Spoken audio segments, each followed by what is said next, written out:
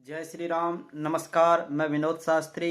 आज मैं आपको बताने जा रहा हूँ कि अगर जन्म कुंडली में बृहस्पति हमारे पहले भाव यानी पहले घर में होता है तो उसका क्या फल होता है। सबसे पहले मेरे जो कि यूट्यूब चैनल है श्री गणपति ज्योतिष, उसको सब्सक्राइब कीजिए। तो आइए चलते हैं बृहस्पति पहले भाव में यानी लगन में होने से क्या फल मिलता है। जन्म कुंडली में बृहस्पति पहले घर अर्थात लग्न में हो तो जातक दीर्घायु होता है यानी उसकी उम्र लंबी होती है, विद्वान होता है और सुंदर होता है, व्यक्तित्व का धनी होता है, ईश्वर का भक्त होता है यानी भगवान की भक्ति करने वाला, भगवान पे विश्वास रखने वाला होता है तथा सफल भविष्य वक्ता होता है। और लग्नस्थ बृहस्पति जातक को स्पष्ट वक्ता, स्वाभिमानी यानी स्पष्ट बोलने वाला, चाहे झूठ है तो झूठ या सच है तो सच यानी सच का साथ देने वाला और पुत्रवान तथा राज्य द्वारा सम्मानित करता है। अगर बृहस्पति शत्रु क्षेत्री अथवा नीचस्थ अथवा पाप ग्रहों से दृष्ट हो तो जातक को नीच लोगों का दास और मानसिक रूप से चिंतित बनाता है। इसी तरह अगर लग्नस्थ बृहस्पति उच्च राशि में यानी बदलाव होकर शुभ ग्रहों के द्वारा देखा जा रहा है तो जातक धन दौलत सभी प्रदान करता है।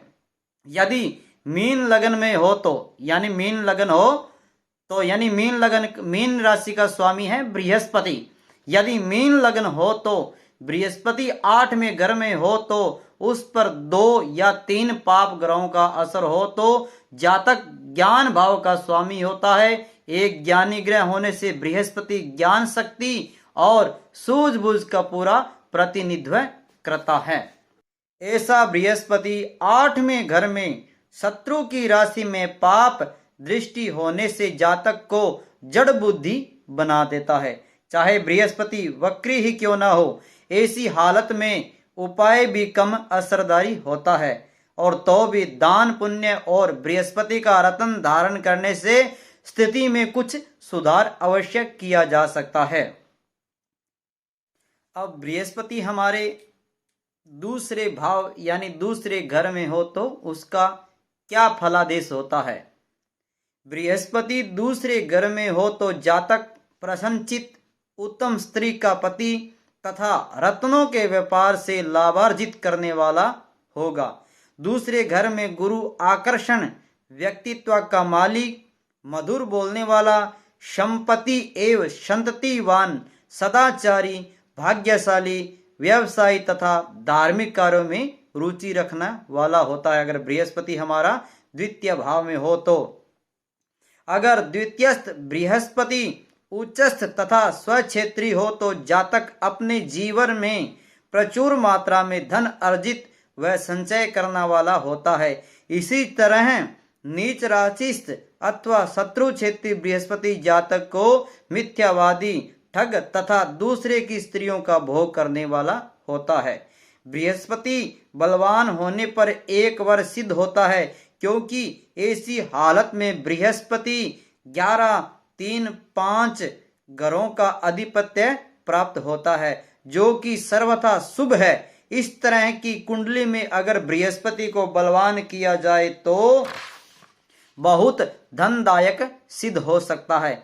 अगर ऐसे बलवान बृहस्पति की दृष्टि पहले घर पर लगन, दूसरे, 5वें और 11वें घर आदि शुभ भाव पर पड़ती हो तो जातक विशेष मात्रा में धन पाता है।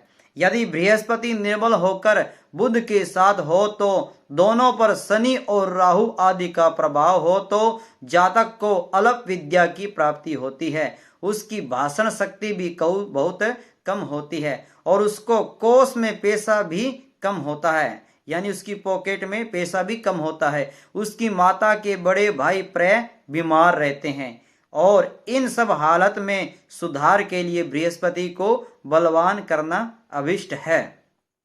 बृहस्पति दूसरे और 5वें घर का मालिक होने पर भी पापी ग्रहों के प्रभाव में हो तो धन का नाश करने वाला सव्या का पुत्र ही होता है यानी धन का नाश करता है वो और कोई नहीं है, उसी का पुत्र होता है। यदि बृहस्पति दूसरे और 12वें घर का मालिक स्वामी होकर बहुत पीड़ित हो तो धन का नाश बड़े भाई के द्वारा होता है। इस हालत में बृहस्पति को बलवान करना अच्छा होता है और बलवान करने के लिए बृहस्पति का रत्न पुखराज धारण करना चाहिए।